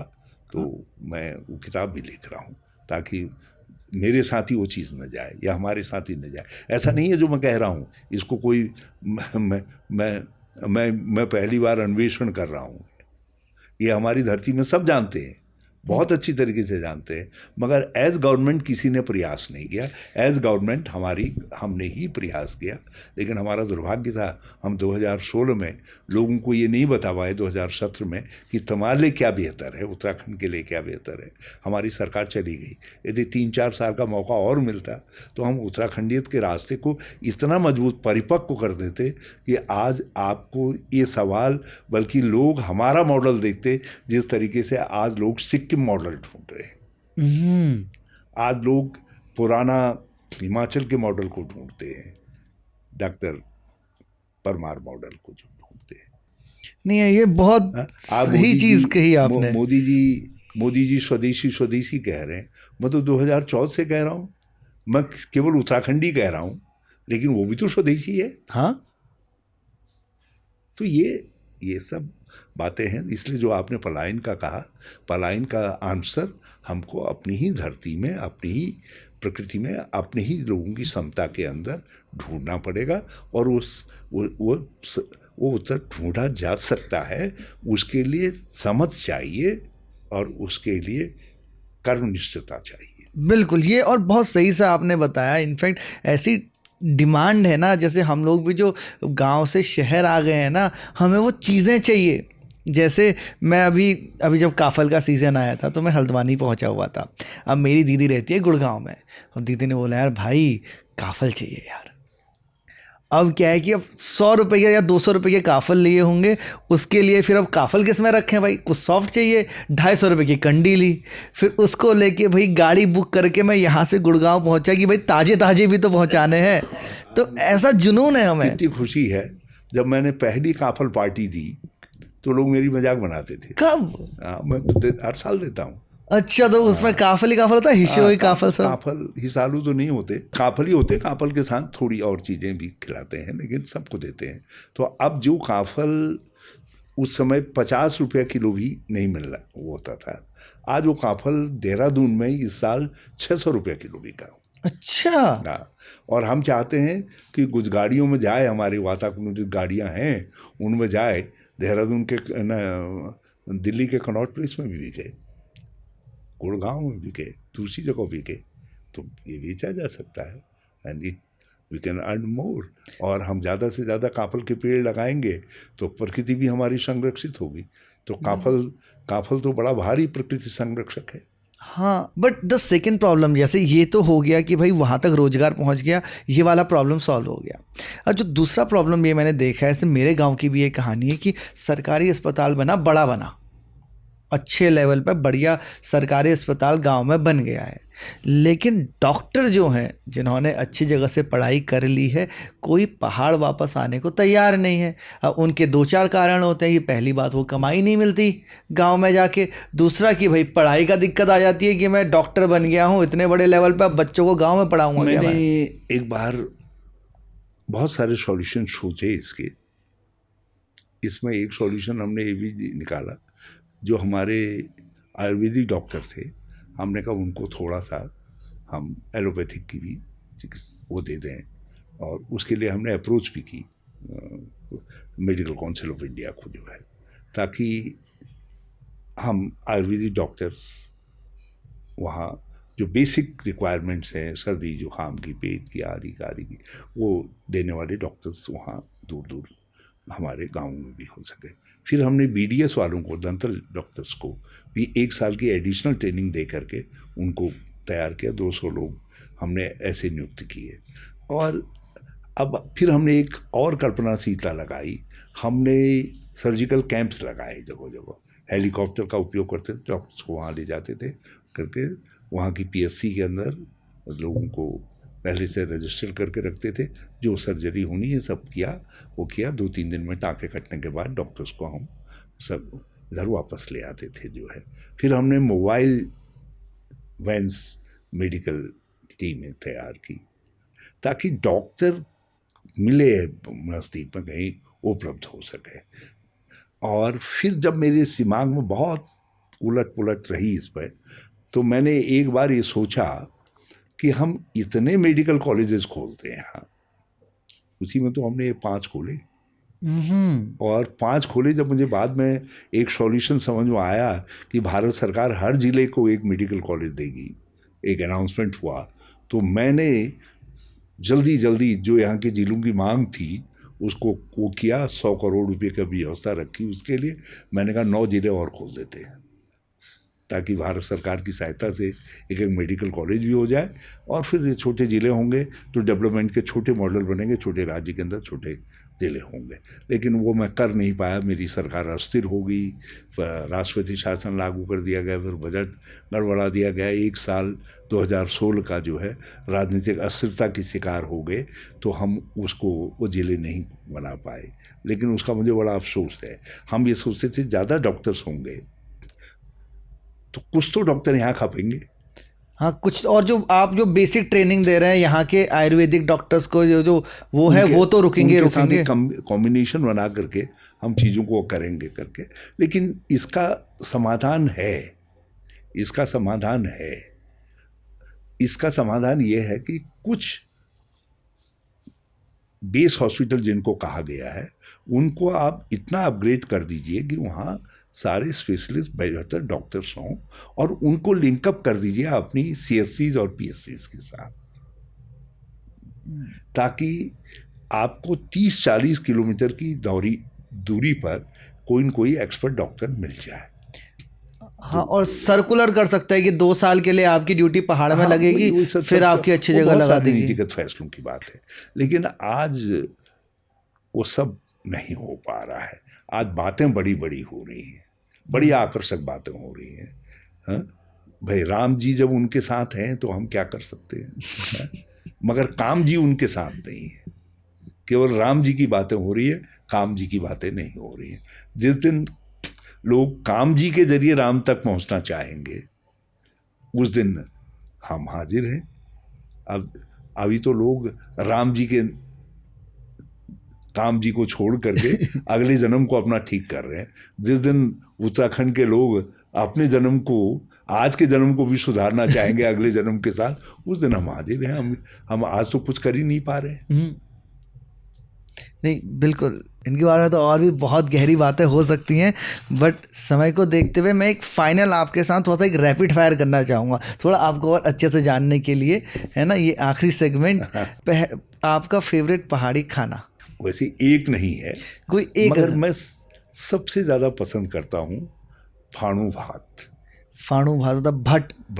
मतलब डुबके भात। अच्छा, डुबके भात। डुबके भात, उसमें ज़रा घी का तड़का और एक जो है भुनी हुई लाल मिर्च जो है हो जाए तो भात का, और ज़रा मूली का टपकिया, सफ़ेद मूली का, बड़ी गोल मूली का, सफ़ेद मूली का, अब तो लाल मूली होने लगी, उसका टपकिया जो है, तो I like that very much.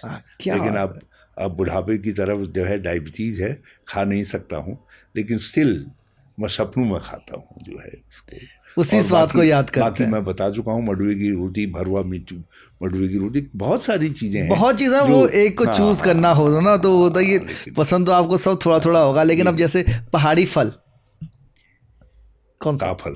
अच्छा, काफल है। सीजनल है, कुछ ही टाइम मिलेगा खाने को, सबसे सस्ता है और सब अवेलेबल है, और सबसे बड़ी बात यह है, पियो, पानी पियो, और पेट का हाजमा भी ठीक, सब चीज ठीक, बिल्कुल कई बीमारियां दूर कर देता है।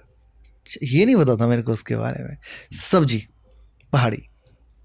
पिनालू की सब्जी, अरबी की सब्जी, गुटके। अच्छा, अरवी के गुटके, पिनाओ गुटुक। पिनाओ गुटुक। वो हमारे यहाँ एक डायलॉग था ना कि आलू गुटुक पिनाओ रहत, निखानी बारी हिट दे मैथ। हाँ। ठीक है, अगर कोई मूवी आपने रिकमेंड करनी हो जो पहाड़ी लोगों को देखनी चाहिए? मूवी? हाँ, कोई पिक्चर, पहाड़ी पिक्चर। अब वैसे मैं इस मामले में बड़ा रसीन आदमी हूँ, मुझे सौभाग्य नहीं मिल पाया गांधी फिल्म के बाद थिएटर में किसी फिल्म को देखने का। हाँ, तो इसलिए मैं बहुत इस विषय में नहीं कह सकता, लेकिन एक फिल्म जो है जिसकी एक्टिंग, डायलॉग आदि ने, वो है शोले। शोले वो हिंदी होगी, लेकिन कोई पहाड़ी पिक्चर अगर आपने देखी हो जो रिकमेंड करेंगे? हाँ, मैंने हाल में जौनसारी एक फिल्म देखी थी, मेरे गांव की बाट। मेरे गांव की बाट? हाँ, बाट बट है ना, बट का मतलब रास्ता। अच्छा, मेरे गांव बट, मेरे गांव रास्ता। अच्छा, मेरे गांव की बाट। अच्छा, वो आपको पसंद आई थी? ठीक है, ये पूरी उत्तराखंड में अगर आपको एक फेवरेट जगह चूज करनी हो, कौन सी होगी? मोहनरी, मेरा गांव। अच्छा, जहाँ पैदाइश हुई वहाँ पे आपका एक मनपसंद जुड़ा हुआ है? मैं चाहूँगा कि मरने के बाद भी मैं उसी के आसपास रहूँ। अच्छा, ऐसी ही इच्छा मेरे ख्याल से अटल बिहारी वाजपेयी जी ने भी व्यक्त की थी कि हिमाचल में ही मेरी जो राख है उसको फैला देना। वो बड़े लोग थे, उनकी राख की बात हो सकती है, मैं ये कह सकता हूँ कि मैं उसी के चारों तरफ रहूँ, मैं ऊपर वाले से प्रार्थना कर सकता हूँ। ठीक है, एक आदत आपकी जिसके बारे में, हालांकि आपका तो बड़ा पब्लिक लाइफ रही है तो काफ़ी लोग जानते हैं, बट एक आदत आपकी जिसके बारे में लोग इतना नहीं जानते? ये बड़ा कठिन सवाल आपने कर दिया। पहले तो मुझे आदतें तो मेरी बहुत सारी खराब आदतें हैं। अच्छी बुरी कोई भी हो सकती है, पर लोग नहीं जानते इतना। हाथ मिलाने की आदत। अच्छा, वो बड़ा आनंद आता है हाथ मिलाने में? उसमें बड़ा आनंद आता है। मुझे गले मिलने में आता है। मैं जितने लोगों से भी ज़्यादा हाथ मिला लूँ तो मुझे बहुत खुशी होती है। मेरा यही भाव गले मिलने के साथ आता है। मुझे लगता है कि एक अपनत्व आ गया यहाँ पे जब आप किसी से गले मिल लिए ना। जैसे इतना लंबा आपका जीवन और अनुभव रहा है, तो जीवन का मतलब क्या है आपके लिए? जीवन का मतलब आप अपनी खुशी दूसरे की खुशी में ढूंढ सकें। यदि आप दूसरे की खुशी में अपनी खुशी ढूंढने लग जाएंगे तो फिर आपका जीवन का मकसद सार्थक हो जाएगा। वाह, बहुत बढ़िया कि दूसरे की खुशी में अपनी खुशी ढूंढना यही जीवन का मतलब है। क्या बात है, वाह। जो हरीश रावत जी हैं अभी जो ब्लॉक प्रमुख बने हैं, अगर आपका एकदम उनसे आमना सामना हो जाए अभी तुरंत, उनसे आप क्या कहेंगे? मैं कहूँगा पट्टे उस समय खूब दौड़ लगाई, आपको दौड़ने की ताकत मुझको भी दे दे।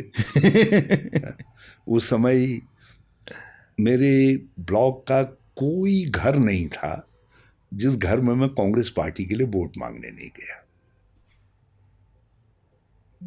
और कोई गांव ऐसा नहीं था जिसको एज ब्लॉक प्रमुख मैंने विजिट न किया हो। अच्छा, और साथ में आप ये भी बोलोगे कि कई बार। हाँ। और मुझे लगता है आप उससे ये भी कहोगे भटा डुबुक और खले, क्योंकि बाद में मैं नहीं खा पा रहा हूँ।